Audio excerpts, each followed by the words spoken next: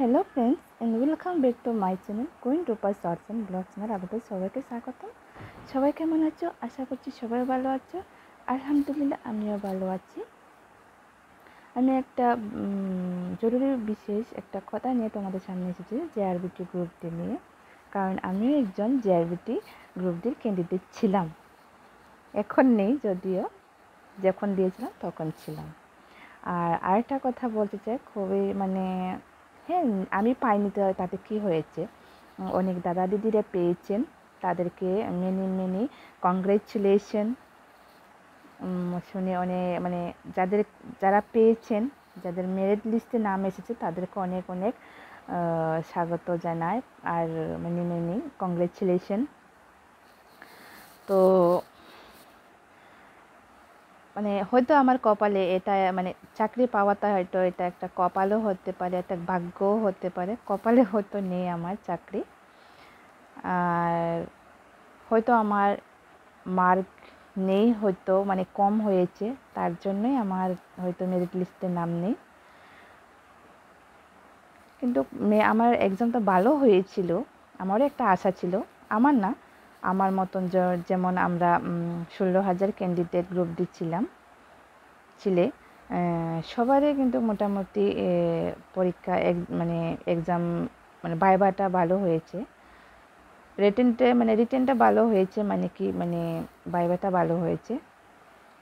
হয়তো শুনেছিলাম যে এটা ভাগ করে নাকি কীভাবে ইয়ে করেছে, 6 জন থেকে 2 জন বাছাই করা হবে, তার মধ্যে হয়তো আমার নাম্বারটা ওই 6 জনের মধ্যে আমরা 4 জন হয়তো নাম্বার কম পেয়েছে, আরও 2 জন হয়তো নাম্বার বেশি পেয়েছে, এভাবে নাকি করেছে।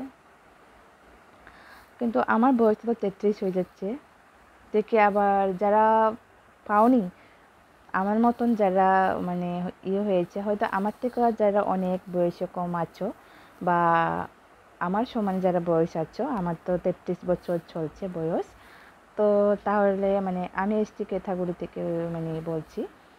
তা এসটি ক্যাটাগরি থেকে ছিলাম বলেই আমারও একটু আশা ছিল আর হয়তো আমি মেরিট লিস্টের নাম দেখেছিলাম, লাস্টে কি নামটা আমার সঠিক খেয়াল নেই যদিও, কিন্তু উনি যে নাম্বারটা পেয়েছে দেখেছি 30 পেয়েছে, 30 পেয়েছে। তো আমার প্রশ্ন হচ্ছে কেউ কোনো খারাপ কমেন্ট বা কোনো খারাপ মন্তব্য নেবেন না, হয়তো নাম্বার কম পেয়েছে, তা আমার তরফ থেকে আমি ভাবছি হয়তো আমি কি 30 নাম্বারও কি পাইনি, এটা আমার প্রশ্নের জায়গায় সেটা আমার না, হয়তো অনেকেরই এমন প্রশ্ন মনের মধ্যে জাগছে হয়তো। আমার কথায় যদি কোনো ভুল ভ্রান্তি থাকে তাহলে আমাকে অবশ্যই ক্ষমা করবেন বন্ধুরা। কেউ মন খারাপ করবে না যারা পাওনি বা যাদের মেরিট লিস্টের নাম আসেনি, অবশ্যই সামনের দিকে হয়তো আপনার জন্য আরও ভালো একটা চাকরি বা ভালো একটা রাস্তা আছে। কথায় আছে না, একবার না পারিলে দেখো শতবার, একটা দরজা বন্ধ হয়ে গেলে আর একটা দরজা খোলা থাকে। তো দেখবো, আমারও আরও 7 বছর আছে, 40 বছর পর্যন্ত তো আছে ওভারএজ হওয়ার জন্য। এখন 33 চলে আমার এজ, অবশ্যই দেখবো ট্রাই করে, অবশ্যই আপনারাও দেখবেন। আর কপালে যদি না থাকে, যদি নসিবে যদি আমাদের যদি না লেখা থাকে চাকরি, তাহলে তার লড়াই করলেও তো হবে না, তাই না? তো যেভাবে এখন চলছে এভাবেই চলতে হবে, আর কি আর করবো। বন্ধুরা, তোমরা যদি আমার ভিডিওটি, আমার কথাটা যদি ভালো লাগে, অবশ্যই আমার চ্যানেলটাকে আমার এই ভিডিওটাকে লাইক শেয়ার কমেন্ট করতে একদম বলবেন না।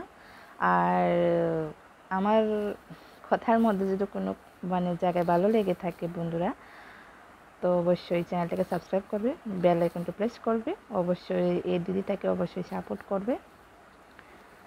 জেআরবিটি 5 বছর আগে আমরা ফর্ম ফিল আপ করেছিলাম, কিন্তু প্রচুর টাকা খরচ করেছি, কেননা আগরতলা গিয়ে ভাইভা এক্সামটা দিতে হয়েছিল।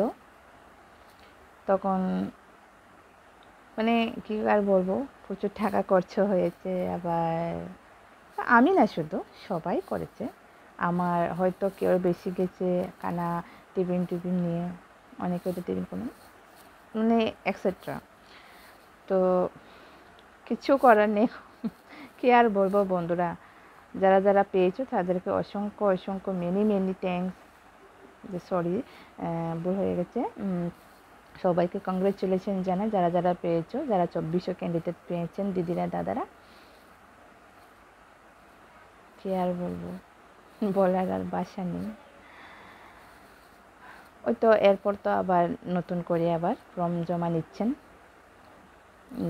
তো অবশ্যই নেক্সট টাইম ট্রাই করবো, নসিবে যদি থাকে অবশ্যই পাবো বন্ধুরা, কি আর বলবো। তো সবাই ভালো থাকবেন, টাটা বাই বাই।